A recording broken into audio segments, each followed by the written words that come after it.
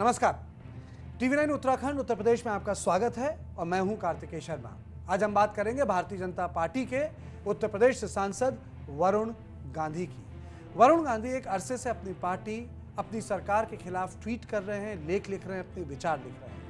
वो जो मुद्दे उठा रहे हैं वो ज़्यादातर नौकरी को लेकर हैं, आर्थिक स्थितियों को लेकर हैं, ज़्यादातर मुद्दे यूथ से जुड़े हुए हैं। उन्होंने हाल फिलहाल एक आर्टिकल लिखा।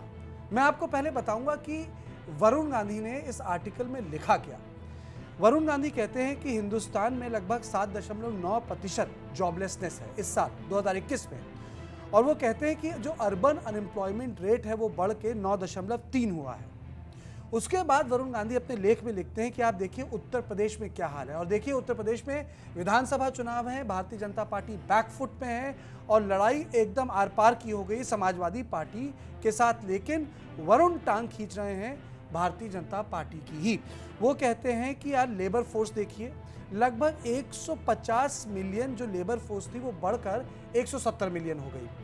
लेकिन वरुण गांधी कहते हैं कि जो लोग एम्प्लॉयड हैं, नौकरी पेशे वाले हैं, उनकी संख्या 38.5% से घटकर 32.8% हो गई।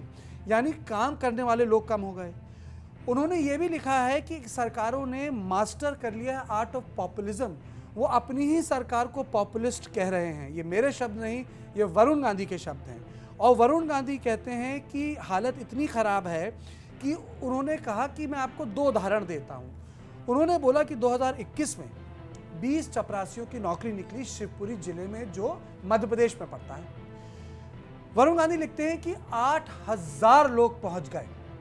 ग्वालियर जिले में एक कोर्ट में यानी एक कचहरी में 15 नौकरियां निकली क्लर्क की, ड्राइवर की। वरुण गांधी लिखते हैं कि 11,000 लोगों ने अपनी एप्लीकेशंस दी।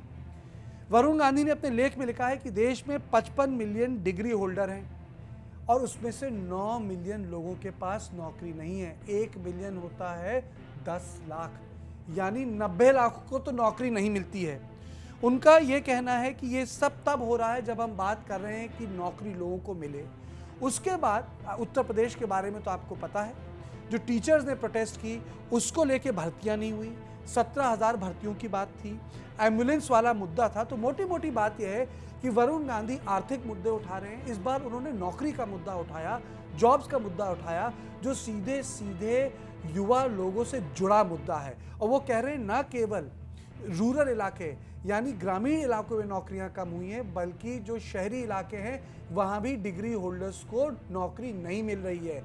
तो कहीं ना कहीं उन्होंने अपनी ही सरकार, अपनी ही संगठन उत्तर प्रदेश सरकार, उसके सामने प्रश्न चिन्ह खड़े कर दिए हैं। अब सवाल उठता है ये क्यों कर रहे हैं। हो सकता है उनको लगता है कि नहीं, राजनीतिक जमीन उनको तलाशनी है जो शायद भारतीय जनता पार्टी के बाहर है और वो खुद छोड़ के नहीं जाना चाहते। लेकिन कहीं ना कहीं वो मुद्दे जरूर ऐसे उठा रहे हैं जिसका पब्लिक कनेक्ट है। आप वरुण गांधी की राजनीति से डिफर कर सकते हैं, आप कह सकते हैं कि आप पार्टी में रह के ये आपको नहीं करना चाहिए, गलत बात है।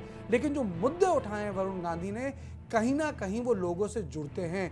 और चूंकि ये बार बार लिख रहे हैं, देखना यह है कि क्या पार्टी आने वाले वक्त पे चुनावों के बीच उन पे कार्रवाई करती है। नहीं, वैसे ना वो स्टार प्रचारक हैं, ना वो किसी बड़ी कमेटी का हिस्सा है, ना राष्ट्रीय कार्यकारिणी में है, उनके पास कोई ओहदा नहीं है। लेकिन जो ये बातें उठा रहे हैं कहीं ना कहीं बीजेपी को चुभ रही होंगी।